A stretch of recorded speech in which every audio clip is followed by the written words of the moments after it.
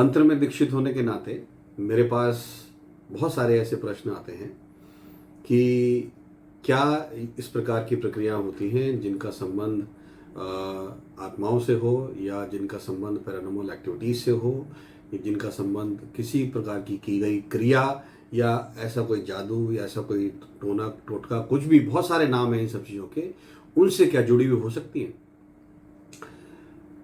इसमें बहुत सारी चीज़ें आती है समझने की। पहले तो हमें समझना चाहिए कि ये जो पूरा ब्रह्मांड है, जो पूरा संसार है, जो हम लोग भी हैं, हम सब ऊर्जा पुंज हैं, ऊर्जा से बने हुए हैं। हमारा जो शरीर है, इसमें जो हम हैं वो हम ऊर्जा का एक छोटा सा पुंज है जो इस शरीर के अंदर है। और ऐसे ही बिना शरीर वाले भी बहुत सारे ऊर्जा के पुंज हैं जो हमारे वातावरण में रहते हैं। ये चीज़ें डरने की नहीं होती, ये चीज़ें समझने की होती हैं। क्यों? क्योंकि जो ऊर्जा पुंज है, अब देखिए, सबसे बड़ा डर, मैं तो कहता हूं, मुझे तो सबसे बड़ा डर इंसान से ही लगता है। जो ऊर्जा पुंज है उनसे डर नहीं लगता है, वो हमें कोई परेशान करने के लिए, सताने के लिए नहीं आते हैं। लेकिन आज का जो इंसान ही है, वो इंसान ही इंसान को सता रहा है, ये इंसान ही इंसान को परेशान कर रहा है, ये इंसान ही इंसान को मारने में या तंग करने में या उसको कोई भी कष्ट देने में लगा हुआ है। तो डर अगर है तो वो इंसान को इंसान का है। हमें इन चीज़ों से ना तो डरना चाहिए, हाँ हमें समझना चाहिए कि ये जो ऊर्जा के पुंज हैं ये हमारे आसपास होते हैं और हम लोग इनके क्षेत्र में रह रहे हैं, ये हमारे क्षेत्र में नहीं रह रहे हैं। क्यों? क्योंकि हमारा निर्माण बाद में हुआ है, पहले ऊर्जा पुंज का या ऊर्जाओं का निर्माण हुआ है। अगर इसको हम बहुत प्राचीन तरीके से अगर समझने की कोशिश करेंगे, या मुझे कभी दोबारा मौका लगेगा तो मैं इसके पीछे एक बहुत लंबी चर्चा मैं जरूर आपके साथ करूंगा कि किस प्रकार से पहले ऊर्जा का ही निर्माण हुआ है और उसके बाद फिर हमारा निर्माण हुआ है। इसको छोटे से में समझने के लिए आप ऐसे समझ सकते हैं कि हम जो निर्माण हमारा शरीर का हुआ है वो 5 तत्वों से हुआ है, लेकिन सबसे पहले वो 5 तत्व अलग अलग बने हैं। उन 5 तत्वों को पंच महाभूत भी कहा जाता है और वो भी अलग अलग ऊर्जाओं के अलग अलग ऊर्जा पुंज से निर्मित हुए हैं। ऐसे ही अलग अलग ऊर्जा पुंज भी निर्मित होते हैं। और हम ये कह सकते हैं कि हमारा जो आत्मा है और जो हमें बनाने वाली जो परमात्मा है, या इसको आप ऐसे भी समझ सकते हैं कि हम जिस सूर्य की किरण हैं, जहां से हमारा उद्गम है, वहीं से ही सब ऊर्जा पुंज अलग अलग निकलते हैं। जिस ऊर्जा पुंज को शरीर मिल जाता है वो मानव बन जाता है या जीव बन जाता है, जिसको शरीर नहीं मिलता वो ऊर्जा पुंज ऐसे ही वातावरण में घूमता है।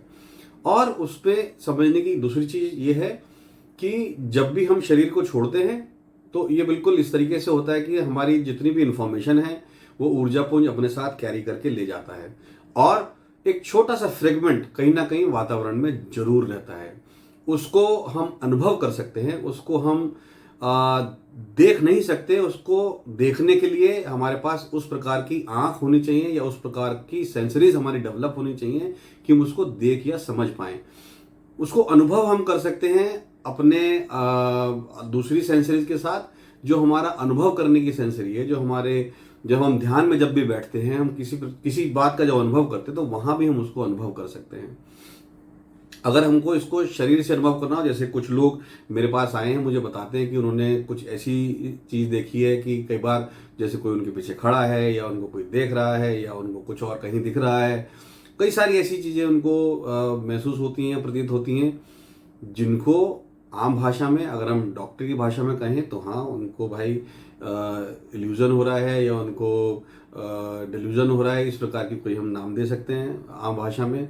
लेकिन वो उनका प्रतीति है, उनका अनुभव है, उनको तो ऐसा दिख भी रहा है।